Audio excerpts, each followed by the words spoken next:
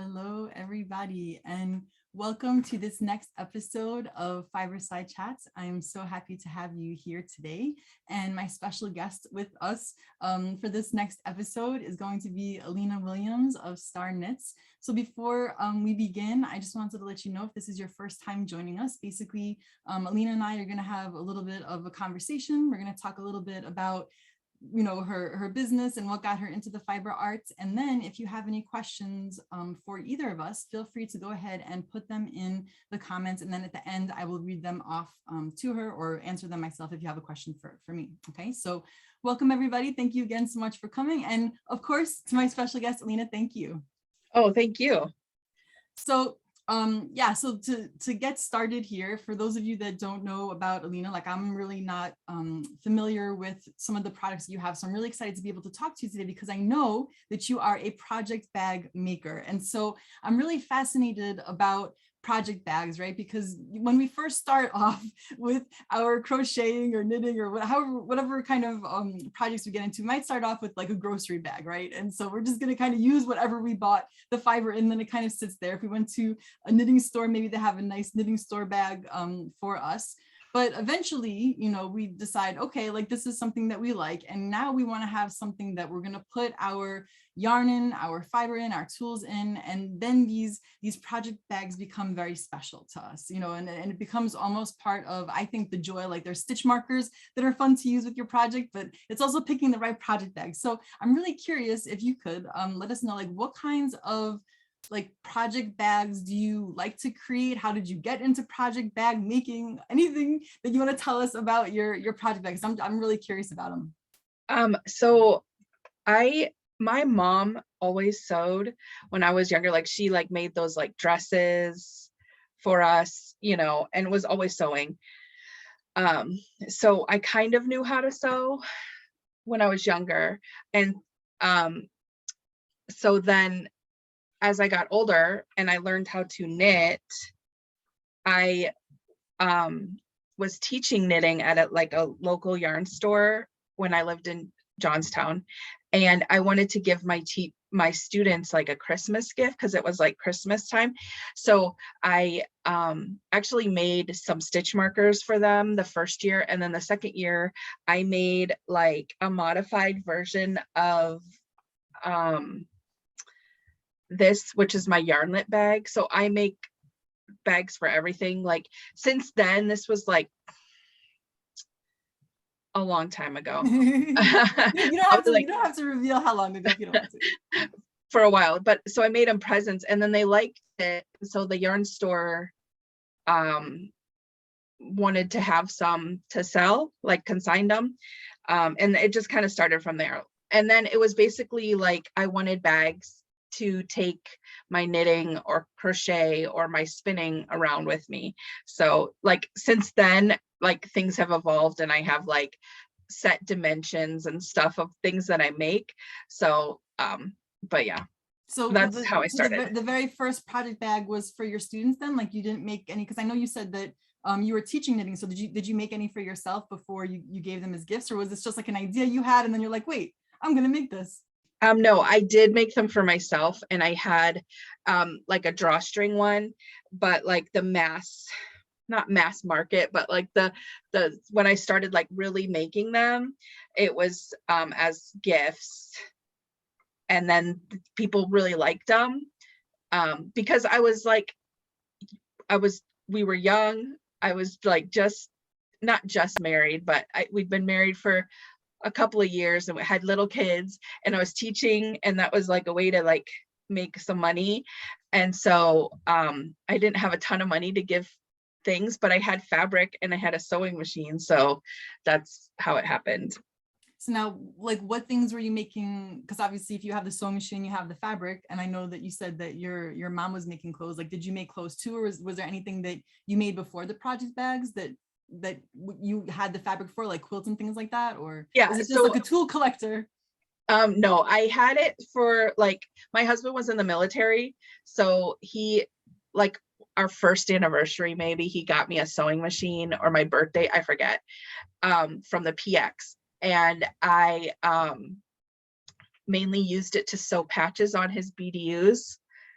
And then like before an inspection, he would bring a bunch of people's home and I would sew, I hated it. I hated it like with all of my heart. It was like horrible, but I like sewed and I like made, and I wanted to like, I always wanted to quilt. And so I had made my older sister a quilt. It's she still has it. It's the most horrible quilt ever. Like parts of it is like backwards. It's just horrible. And like that never really stuck with me. And then when I was pregnant with my youngest, who she's 17 now, my younger sister had just started learning how to knit, and she sent me some baby hats, and I was looking at that and I was like, I want to do this. So I looked, and this was like before Ravelry, before I totally just dated myself there, but it was before like any of that. So then I like went online and taught myself how to knit, and then it proceeded to try and teach everyone else how to knit. So it was cool. So and you didn't know how to knit then before the baby hats? Yeah, no, I saw that. Well, I knew how to crochet. Like I was in like a not Girl Scouts, but like at our church, like a group, and they taught us how to crochet. And so one year, like I've always been crafty. So one year I made everyone like scrunchies. This was the first time scrunchies were in style. When actually scrunchies were invented, don't worry, I was there with you. So yeah. So like, so that year I made everyone scrunchies for Christmas because I had learned how to crochet. But I hadn't touched it for years and years until I was pregnant with Bella, who's my youngest, and I went home. My husband was in Iraq, and I went home to visit his family, and I was like completely bored. So I just went to Joann's and picked up a mile a minute crochet book and just like started crocheting again. I mean, I had already known how to do it, so it wasn't hard. But then my sister sent me those hats, and I was like, I want to learn how to knit. So then I just learned, and it was like before like YouTube was really big, and like, like Knitting Help wasn't even around. So I like bought a CD-ROM video, like how to knit, and that's how I learned how to knit. It's just crazy. So then after that, I was just like, I learned how to knit, and I was like, I need something to carry these around because these stupid bags, like Walmart bags, are just not right. So then it just went from there. So that's how it started, like crazy, weird how it all leads into each other. Yeah, and also the fact that, when you start off with something when you're little, and then when you do when you're older, there's also, like this nostalgia, I think, or it kind of I don't know, like it's something that you did when you were little, and it was kind of like a comfort or like a fun thing. So then when you get to do it when you're older, I think that the idea of playing and just experimenting and testing out different, tools and stuff like that, that's a very, I don't know, I like to approach it almost from like this childlike, perspective or lens, right? Like, let's just have fun and play and like see what happens. And I think in the fiber art world, there's so many different things that you can play with and have fun. Like you can jump from hats to quilting to, all clothing. You could kind of bounce around all over the place. So, yeah. So now that you make these bags, right? Is there anything like specific about your bags that, like design wise, that you think make them like better suited for knitting? Because like, for example, the other day I went and I have this project bag that I absolutely adore. It's my Beavis and Butthead here. See, I have a Beavis and Butthead one, right? And that's the hilarious. thing is, it has a zipper, right? And so I'm walking with my husband, and the zipper, it's like on the opposite end of the wrist part, right? So like all the yarn is kind of going past the teeth of the zipper, and I'm thinking like, is it going to shred my yarn? So I was like, wait, maybe Allena can tell me like, what is the perfect bag to get? Like if you're someone that is at the skill level where you're not going to hurt yourself, where you like to walk and knit at the same time. Do you have any suggestions for people like me? So I have some of those bags. So some of my bags have zippers, and some I have like drawstrings as well. Okay, so I would say maybe get a drawstring, but a lot of people don't like them because they have cats and they can like undo the drawstring, which I use a plastic toggle stopper to hold it closed for mine. But I would say like, if you're really worried about that, do that. But I also, for my bags, I have I don't know if I have a, I don't have one of my box bags, but I have it so that the handle and the zipper, well, this one was a mistake, so I kept it. Normally the zipper, I have it so that the zipper is, it starts here and so then it like opens so it doesn't like pull on it too much, and it just pulls on the end of mine. This is just like my middle size one, but normally if I'm walking and knitting, I would probably use my like triangle bags, which I have it on my purse, which is way over there. Okay, no worries. Yeah, if you can come back and just put a picture in the comment area so that we can see what those look like. So I just would like say open it a little bit more so it's not getting caught on the zipper. That is like, or like, I mean, this is my personal preference. Like some people love when they have the grommets in the bag so they can thread it through. I hate that because then you're stuck to the same bag and you have to cut the yarn to get it out of that bag. But some people have grommets in their bags so they can like pull their thread through. I just have like my, I have like open ones too, like my buckets like this. It's got mustaches. Okay, sorry. I love mustaches. I have one on my spinner, so. Yeah, I make these for my spinning wheels, but a lot of people use them and knit like that. So it's like open, nice. But like then we're back to like if you have cats, like this isn't something that you would want to leave around. Yeah.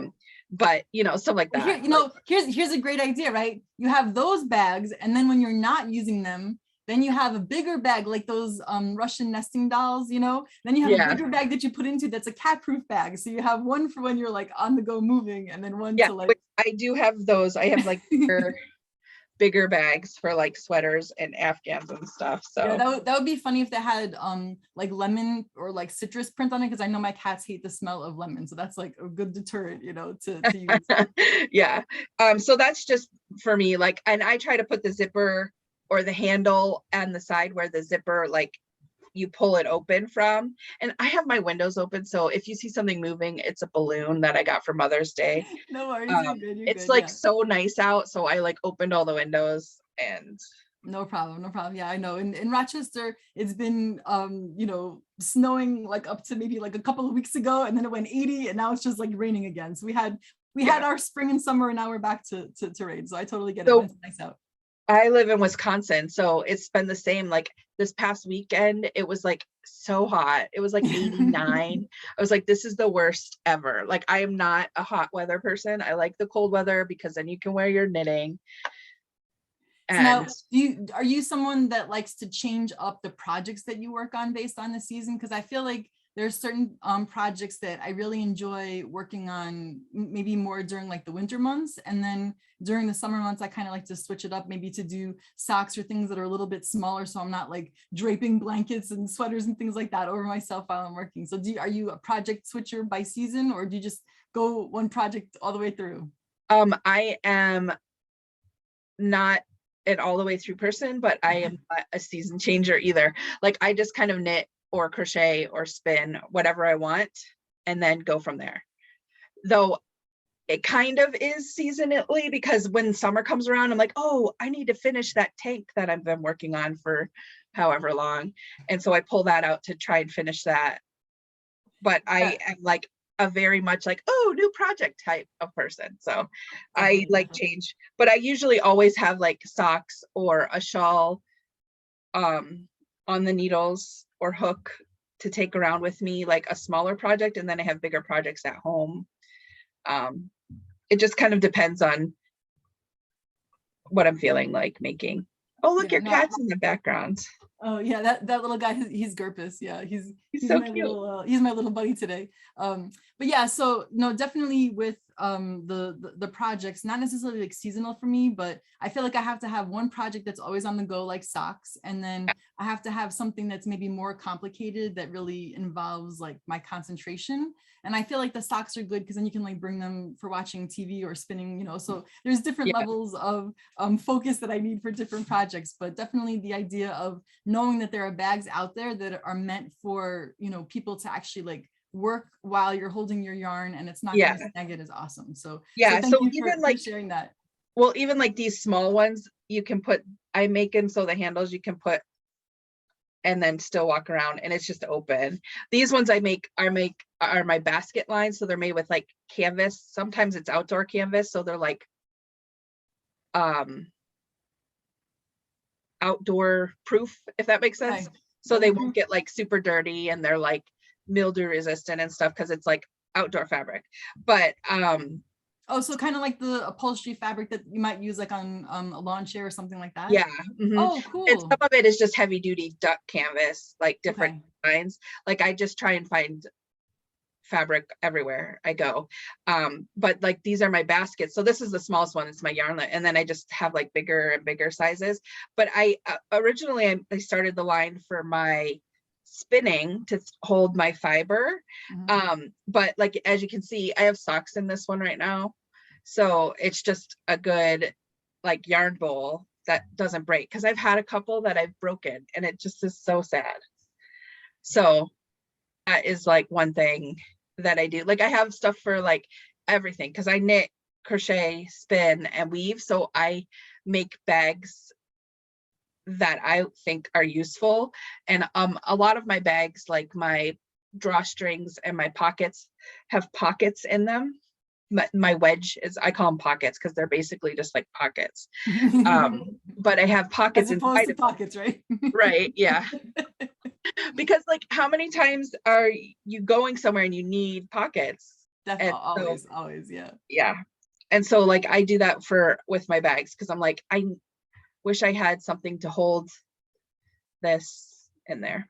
And that's just why I started making the bags that I make, because I find them useful to myself. So now what, like, so for the patterns that you use, are these like your own design, or are these like designs out there that people can use? Or like, have you like like when you first started, did you like take a pattern and then you just started modifying them, or how did the designs come about?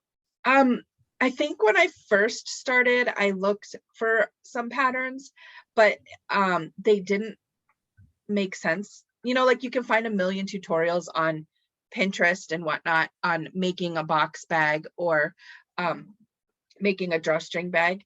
And I looked at them and then I was just kind of like, that, like putting it together doesn't make sense, because I try to have like no visible seams, like, and I fold like there'll be like a seam at the end where I turn it all right side out.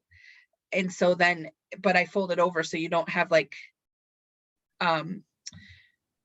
unraveling in the project bag. So I have all of that. Like I've seen like some where they like just use pinking shears, and I'm not down with that. So I do that. And I also like match my fabrics. Here, I'll kind of show you. So this one's like gnomes, right? And I love gnomes too. You're like, yeah, I'm gonna have to get one of each of these. So I match it, and then on the inside is like polka dot, but they're ladybugs. And then the pockets are just like polka dots too. So like I try to match. Oh, I do have a box bag in here. It's like Mary Poppins. There's everything in there. So yeah, but like and then I started making my box bags, and they're like a little bit wider and deeper. So you can fit like 2 cakes of yarn in there, plus your project and a knit kit. And it's all fits in there really well. Like this one is like really well used, obviously. But like, so like this one's like Doctor Who, and then inside I have like stars. Oh, that's awesome. Yeah. So like I always try to match stuff. Yeah, and I know you said that you have a fabric collection, and you have some that's like the outdoor you know, heavy duty fabric, and then you have like the cottons and all of that. So like, what kinds of fabrics do you enjoy working with, or is there anyone that you find like really difficult? Like I'm always fascinated when people make bags out of hand woven fabric, and then they, you know, mix it up, like over here, hang on. So like this one, this was the first time that I ever attempted to like sew like fabric that I wove to make a little pouch. And and so I really love it. You know, it's got the zipper and everything, but I would love to learn how to mix it with leather. And I felt like that was just a level of skill that I was not quite at or felt confident to go out with my machine. So I'm curious, like, what are your favorite fabrics to work with? And is there any that is, either like super tricky for you or that you don't like either? So the tricky stuff is like I showed you the bucket before that I have, like, you can see a satin inside. That's the trickiest one to work with because you can't really iron it and Oh, press okay. it. And it's like slippery. So that's the hardest one to work with. But I pretty much like all fabric except for I'm not a huge fan of flannel because one, it's fuzzy. So for project bags, it doesn't really work. And two, like going into like Joann's, they have so much flannel and they have so many cool prints. And I always like go over and I'm all excited because I see something I want to buy and it's flannel. So that's the only and I mean, I like it for making PJ pants, at Christmas time and stuff like that. But other than that, I really don't not like any fabric. I like all kinds of fabric and I like using them. And it's funny that you're talking about the hand woven. Like I just started, not for bags, but like just started like wanting to like weave and then sew garments out of my hand woven. I just joined a Facebook group for it. I'm like totally obsessed. And I watched a million YouTube videos and I'm like super obsessed with weaving and then sewing what I've woven into stuff. Yeah, no, I interviewed a few Fiberside Chats back, Julie Benak, and so she was I watched talking it about, and yeah, the course, yeah, and I was like, oh man, I wish I could go to it in person because it just yeah, sounded so cool to be able to pair, your weaving with like actually knowing what to do with it, because I think especially like how you're spinning now, right? Like if you go from the very beginning of the process of creating a project, whatever it is, if you're starting with like fleece and then you're taking it into yarn and then you're taking it into fabric, you've like invested so much time that it might be really scary or daunting to then go to the scissors and be like, okay, I can only cut this once, and if I sew it, am I going to mess it up, and is it going to shrink or get all wonky and stuff? So I have tons of fabric that I have these great ideas of what I want to do with, but they're just kind of sitting around until I have the confidence maybe to try them. just do it. So there's this on Etsy, there's this lady, her name's Sarah Howard, and she has she wrote a book called Get Weaving, I think, and it's basically she takes her rigid heddle and weaves fabric and then puts her pattern on it and cuts it out. Yeah, it's probably like in there somewhere. Probably have, yeah, I had the she rigid has heddle. like Yeah, yeah. patterns that she specifically made for smaller width hand woven that you can buy on Etsy and then print it out, like those PDF patterns. So yeah, I'm super obsessed with it. I like, and I think it was I think it was your Fiberside chat with her that got me like down that rabbit hole, like big time. Cause I have so much hand spun, like you can't see, but I have like one of those IKEA 4x4s and it has like fiber to spin and my hand spun. It's full. Well, and the bottom has books, but yeah, and the thing about hand spun and weaving that's so nice is that if you're a spinner that really just, there's a lot of spinners that just spin for the fun of it and they don't know what they're going to do with it, and they say that the yarn will speak to them, and they'll figure it out eventually, and they just begin to grow their hand spun stash. It's so much fun, I think, for me personally anyway, to start off with like a very plain warp, just like black cotton warp or something like that, and then just throw your hand spun in, and the textures and the colors and like all of that just really makes the hand spun come to life and makes such an interesting fabric. And then when you can actually use it, so I tried doing a skirt that I made out of like Saori fabric, but I didn't know that, okay, like if I would have stopped and really thought about it, maybe, but like when I was weaving, I was having so much fun, I wasn't thinking about it at that stage. But I have a lot of like open, holes and things like that in the fabric. And I'm like, well, if this is a skirt, not even for the translucency of it, but more so that if it like can snag on something like that. So I think the idea of knowing how you can sew the fabric you make, and then also letting that maybe guide the fabric making process, you know, because if you have an idea of what you want, then you can make the fabric that it's going to be good for. But when you have the fabric and then you're like, okay, I want to do something with this, what can I do? Then it can also be a little bit daunting too. So like lining it, and you know, like you said, with not the silk, but forgive me, what was the fabric that you said this that you lined it? You said it was difficult fabric to work with. Oh, it's like the satin. Yeah, the satin. Yeah, sorry, the word escaped me. But yeah, so like if you're gonna pair something like satin and hand woven fabric, are those, you know, a good combination, or is there like something better to like line the fabric with? So as far as like the durability of your bags, like do you do anything to, you know, weatherproof them or anything? Like I know you said you get the duck canvas, but do they pretty much come that way, or do you do anything special to make them?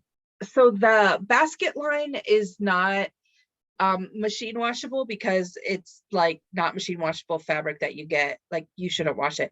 But most of my fabric I get is cotton, so I wash it, I pre-wash it before I cut it and then sew it, so that most of my bags are machine washable, except for the ones like this with the plastic on the front. They're not machine washable, but pretty much everything else is throw it in the washing machine and wash it, because I just don't have time to, you know, when I first started, I had little kids, so I didn't have time to hand wash everything. So yeah, but I like to think of my bags as like project support, so that they can like let you make your project portable and protect your needles and your project from like everything. So I'm curious, like before, I know because you said you've been doing these bags for a while. So before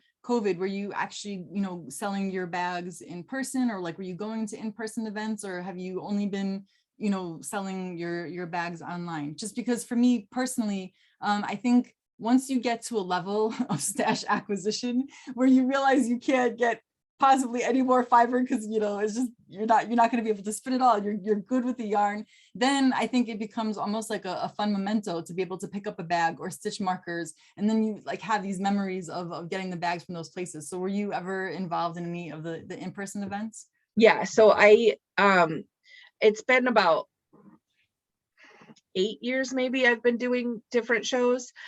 When we lived in Pennsylvania, there was like a show a month, basically, like around there. It's like really rich with fiber festivals. And since moving to Wisconsin, I've had to like change, but then we moved and then the pandemic happened like a few months later. So like I had to adjust. And then that's how I found WAFA, and it was so wonderful because none of my in-person shows were happening. And so I was able to sell online, and it just kind of like opened it up to like doing like the sale, like a live sale, because I do mine as a live sale, and do that. And now I'm in the process of moving from Etsy, because I did sell on Etsy for multiple years, but some of their changes have me like, I'm in the process of turning on my store on my website, and then I'll just have Etsy there to be like, hey, go over here, because they're just like, their prices are just getting crazy high, and it's like not really helpful to a small independent business like myself, because I mean they help like small businesses in the sense of like small business, but I'm like an independent business because it's just me. So yeah, so through the COVID, it just helped me like do more online, because I'm not like the most social media type person. Like some people like what's her name from Done Fiber? Oh yeah, Caitlin. Mm-hmm. Oh yeah, Caitlin. She's like on there, and she does like a video a day. Like I totally follow her on Snapchat, which I finally not Snapchat, TikTok. I find kind of TikTok. But I have like maybe 4 videos on there, because I'm like, do people want to really see me cutting fabric every day? Well, you know, I think it's really fascinating in just the whole transition from what we do in person and Yeah. how that translates to what's happening online, because, you know, like you said, there's you know, maybe more and more, especially with the pandemic, this shift from, you know, regular life living and then virtual life living. And, you know, just even, you know, things like avatars and NFTs and just, you know, what's real and what's not, and the virtual part of it.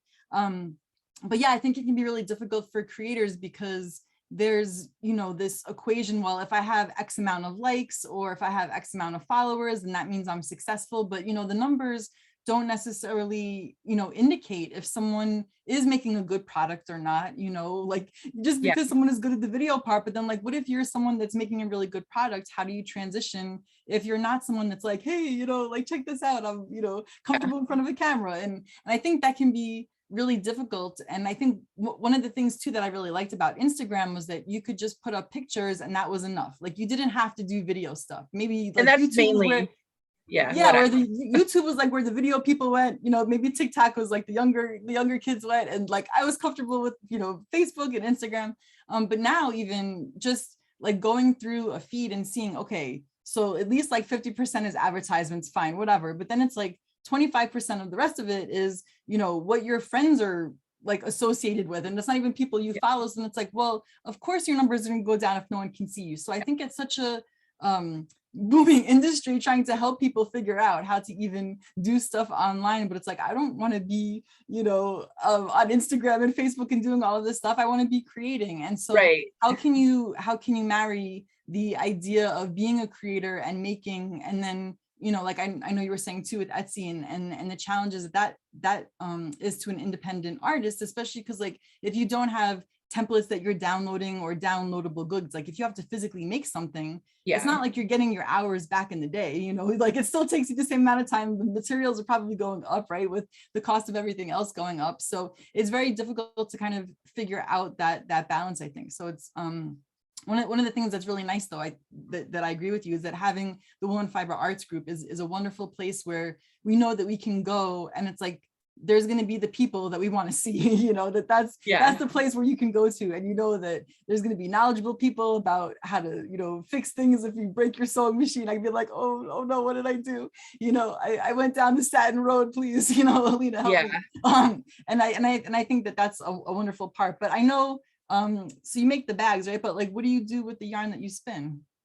I mainly do that for myself. Okay. I spin and then knit or crochet or weave. But I have also bought fleeces because I love like I love sheep and I love everything about them. Like if I had a like $2 million, I would totally buy a farm and have sheep and just like have like a fiber studio. I would love it. But I have a lot of fleeces and I like the whole process of like cleaning them all the way to spinning them. And I've done a couple of like sweater spins. But I seriously have a lot of fleeces. And when people find out that you spin and you use it, and they have I have like so many alpaca fleeces, like maybe 3 or 4, maybe 5 or more. Because you don't have to reveal your numbers. That's okay. You're amongst friends. You could just say you have the fleeces and we got you. I have a lot. But because I did that, I have that. I started, I got a fancy kitty drum carder like a couple of years ago. Like I've been wanting one for years. So it was like, okay, probably 5 years ago, I got one. And so I started like processing, because I love the whole process of wool. I started processing them. And so now I also make like rustic bats. I call them rustic because it's me processing them. So they're not always grass free, if that, you know, like they're clean, but there's always at least 1 or 2 like stuff in it. So I call them rustic, but I've started like blending and making stuff. And then just recently, when last October, Waffle was Socktober. And so I think the wool of the month was Tunis, and I had a fleece. and I sectioned off 2 pounds and I dyed it for myself and processed it for myself. But then I had like 3, because the Tunis fleece is huge.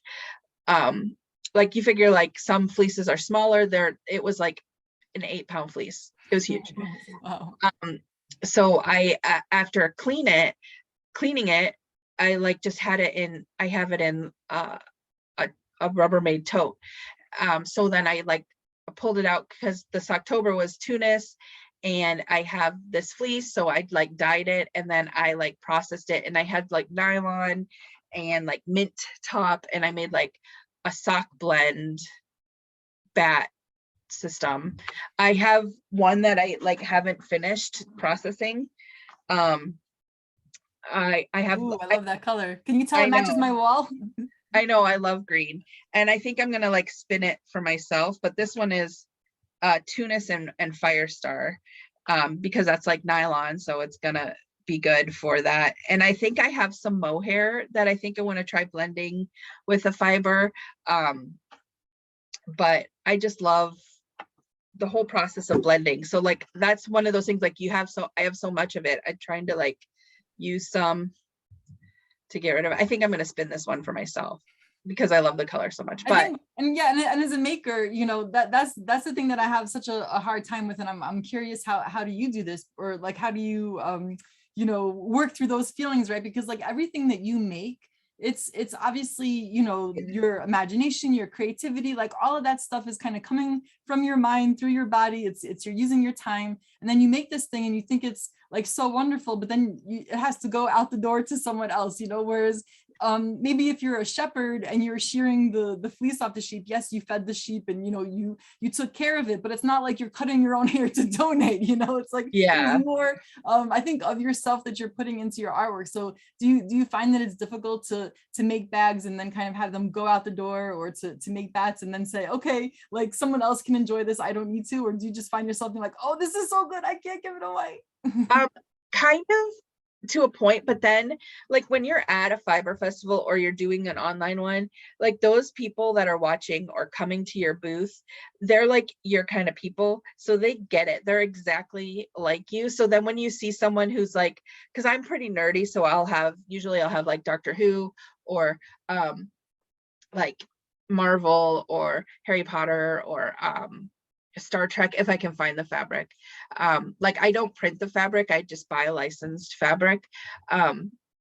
So like I just did Maryland sheep and wool last weekend and I had Animal Crossings, and like when people would just like you know, like freak out about whatever, I kind of freak out about it too, because I'm like, yeah, I saw that fabric and I had to get it. Like, because it's kind of the same like when you walk into like a knitting store or any kind of store and you're like, oh, look at this fiber, I love it.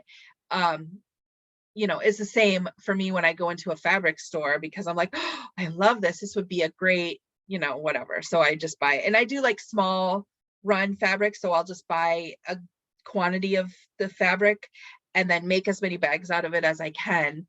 And then sometimes I can find it again. Most times you can't, because they change pretty regularly, seasonally actually. So so like when people come to, you know, like I'll like kind of geek out with them and then, you know, let them go. So probably like having that connection then with someone over what you're making, you know that it's going to be well loved, as opposed to just giving it to someone, they're like, oh, thanks, like what am I supposed to do with it? It's someone that's getting, you know, hearts in their eyes over the fabric and getting super excited about it, and then you feel like, okay, this is going to be someone that appreciates what went into it, and you know, then it feels a little bit easier to let those things go. Yeah, so I mean, I kind of get to that way, but I think if I was making bags out of like my hand woven, it might be a little harder. Which I follow a lady on Instagram that does that. She lives in the UK somewhere. And she like weaves or uses a knitting machine and then sews bags out of it. It's so cool. But yeah, I don't do that. Yeah, but no, and cool. I think that, yeah, when there are people that, you know, make their art, it's not something that is like, just like even with you making your bags, right, and making them custom and like taking the time to go shop for the fabric, it's not that, you know, you're a factory and things are just like coming in and you're sitting there, you know, but there's like thought and care that goes into making things like these bags that, again, I think just makes the process of using them to hold your fiber and yarn in that much more special, because you know that this is like a one of a kind thing, you know. Yeah, maybe you, like, someone could make it again or make a copy of it but for the most part, you know, this is a handmade thing that the person like thought about and created and put together. And I think that's what makes them so much more special than just going to the store and buying one that was made in a factory. Yeah. So that's like one thing that I really enjoy, like the whole process. And I always tell people, I'm like, I know that I still like doing this because I go into a fabric store and I have to like rein it in. You know, like, or like I go to like a fiber festival. Like I said, I was at Maryland Sheep and Wool last weekend. Luckily I was working and I didn't go to the fleece barn and buy any fleeces because I have a ton at home, you know, like that. But it made me like want to like pull out my fleeces and like start processing more, because it's just, I love it. I love it so much. And like when I watch your Fiberside chats, I'm like, okay, I'm gonna, you know, do this while you guys are talking with whatever. Yeah. No, I know that it's definitely hard when you're around other artists that are making beautiful stuff that you then want to enjoy as well, because there's so many talented people, especially like in this group, that have wonderful fiber and just wonderful creations that, you know, you want to celebrate them and support them. And, you know, that's just a very reciprocating type of environment. So I totally agree with you on that. In fact, you know, I'm going to be doing a live demo tomorrow night where I'm going to be spinning up some of the vendors' alpaca fiber, and I'm so excited because I haven't spun alpaca in forever. But for the most part, you know, I've really decided that when I go to buy something, it's so sad to me when it sits in the drawers and it doesn't get used, and it sits in like bins and it doesn't get used. And so I've been, for the past like better part of 2 years, literally just trying to work down my work in progress projects, not even my stash, just my work in progress projects. And then when those are like relatively done, I think I have maybe, it's really sad, I think I had like 4 left. And then I found a whole bunch of in progress work that I had in my classroom, because I cleared out my classroom and I had all of these like samples and exemplars. And I'm like, wait, does this go in my work in progress? Because I wanted to finish these too. But once I get to the end of that, I really wanted to be able to just use what I have with intention, and then buy things maybe to add. And like if I need Angelina, or if I need, you know, mohair, then I don't have that, sure, like I'll buy it. But I really wanted to use what I have. And then when I do buy something, I want to use it when I get it, because it's so exciting to buy it, but then it's sad to me when I can't get a chance to use it. So I'm being very mindful, and that's why I'm so excited that I can spin some alpaca tomorrow. But before I get like too far ahead, I just wanted to go and see if there are any comments or questions. So I will read those off. Hang on, I'm just switching over. Okay. This part always makes me nervous because it's like the middle of the day and I'm like, if no one's watching, there'll be no questions. That's okay. That's okay. So for anyone that is watching the replay, feel free to tag Allena and show some love to her. And if you have any questions while you're watching the replay, she'll come back and answer. So I'm seeing, let's see, hang on. I'm going to scroll back up. Okay, so someone said that they snuck in just because of you. So there you go. You actually drew people to today's event. So I'm not surprised by it yet. Let's see here. Hi, friends. Oh yeah, so they said that you have clear pockets on the outside too, great for storing a pattern or a note so you know what's in it. Yeah, that's a great idea. Like, do you have you know, like on the suitcase tags or like you know, something like that where you could like say, oh, okay, this is what's inside the bag, so I know I don't have to. Really good idea. I do not have those made, but I when I first started making the ones with the clear pocket, I made it specifically for like when you take knitting, so you can throw your cell phone in your bag and your keys, and then you're knitting, and then when you get up to leave, you have it all and you can see it all there. But then I was selling them and people were like, oh yeah, I like to put my patterns in there. I'm like, I didn't even think about that. Like, so like I learned stuff from customers all the time. It's like so fun. But yeah, I don't have any like with tags though. That's a good idea. Yeah, there you go. See that? Okay, so if you make one, let me see that line, because that would be really cool, because I'm somebody that's very forgetful, and I would be like, what the heck did I put in here? So knowing what it was would be awesome. Yeah, that's okay. awesome. Let's see here. So someone said, wow, I'm getting a large drum carder for the fleece. So I guess you have a lot of other fleece fans out there that are excited for processing their own. We'll talk about fiber processing. Like I love talking about it, and I love doing it, and I love all of it, and I just love it. So there you go. So maybe when you're trying to figure out what to do for your lives or your social media, there you go. Just like document your fiber processing, what you love about it. And I'm sure that you'll get people excited about it too. Yeah. Anytime you share what you're excited about, I think that gets people excited. Yeah.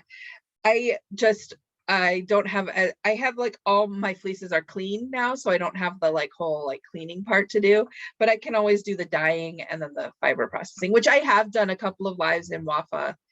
So yeah, so make sure you go back and you tag them with your name so that people can do a search and they can see all of the demos, or you can just search for Alena's name and you should be able to see all of the posts, right? Yeah, I don't remember if I did it as my business or as myself. Oh, okay, so yeah, you can search Star Knits too then, and yeah, so it would be either of them, like, because I'm joined the group as both, but sometimes Facebook is weird, so sometimes like I'll go to reply and it'll be myself instead of my business, or it'll the opposite. And so yeah, the best is when you put up a post, either like you said, of your profile or your business, and then you go to reply to someone, and then it'll say, hey, you just replied to your post, but it's a very weird notification. It's like, oh no, I'm having an identity crisis. That is me. Thank you very much. Well, especially because mine is both my names, so you know it's like the same name. So it's like really funny that way to me anyway. It makes me laugh every time. Okay, too. So someone said, can you hold up a bag? So I know you've been holding up your bags this whole time, but if you want, is there a bag that you have maybe that you haven't showed us that's like your favorite, that's like an arm's reach, or like your go-to one? Okay, there you go. My rope bowls. I like them for spinning, obviously. This is like one of my favorite.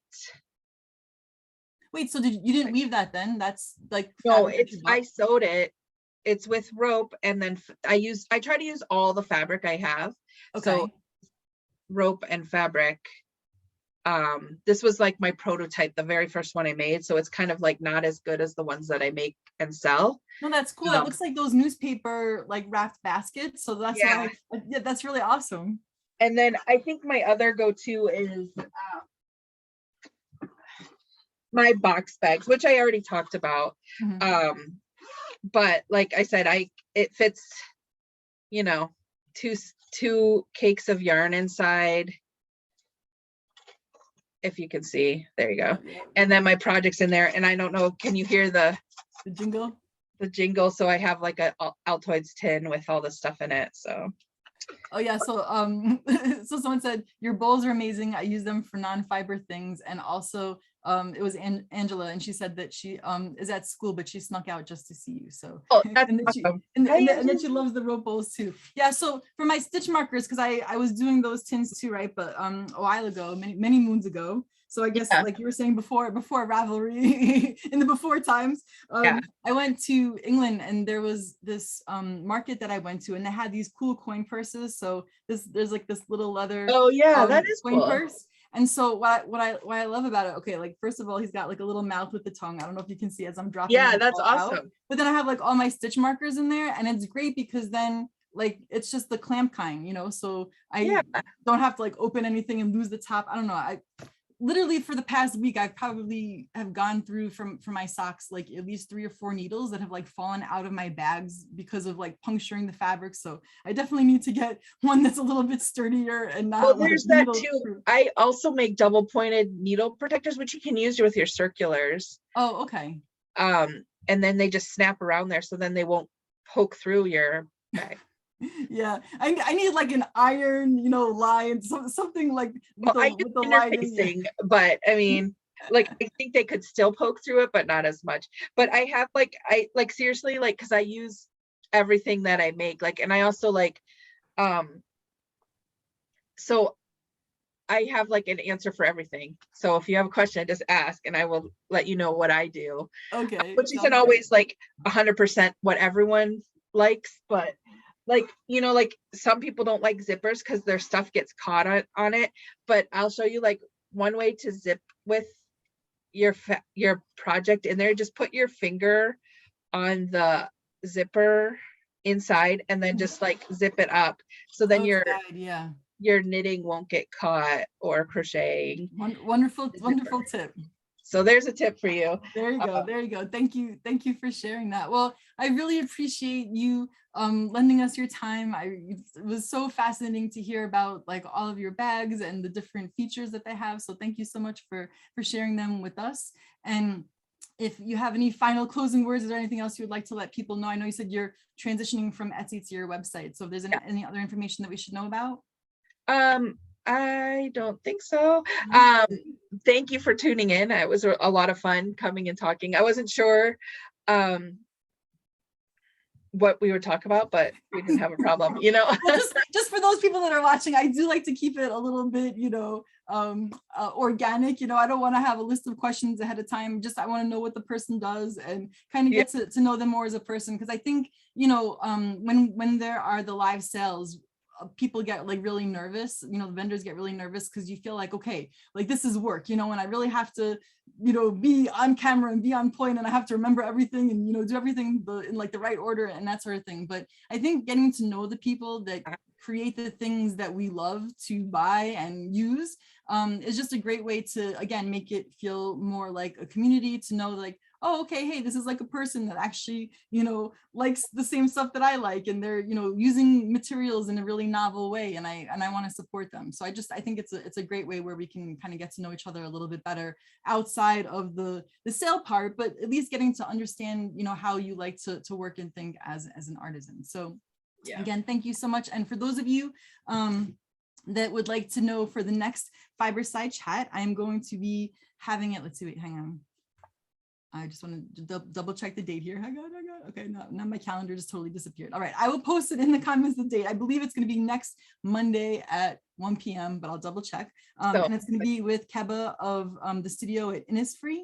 And we're going to be talking about Shetland sheep and natural colored fiber, which is really interesting to me because I, you know, am a dyer and I love to dye over white fiber, but like over dyeing grays and brown fiber is just like also fun. But we're going to talk about the natural colors. So I'm kind of curious to see what colors are available. That's cool. Shetland are really cool sheep. Yeah. So thank you again, everybody, for joining. Again, if you have any, you know, questions or comments, feel free to go ahead and tag Allena or myself, and we'll be sure to answer them. And I look forward to seeing you next week. So take care, everybody, and thank you so much, Allena. All right, bye-bye. Bye.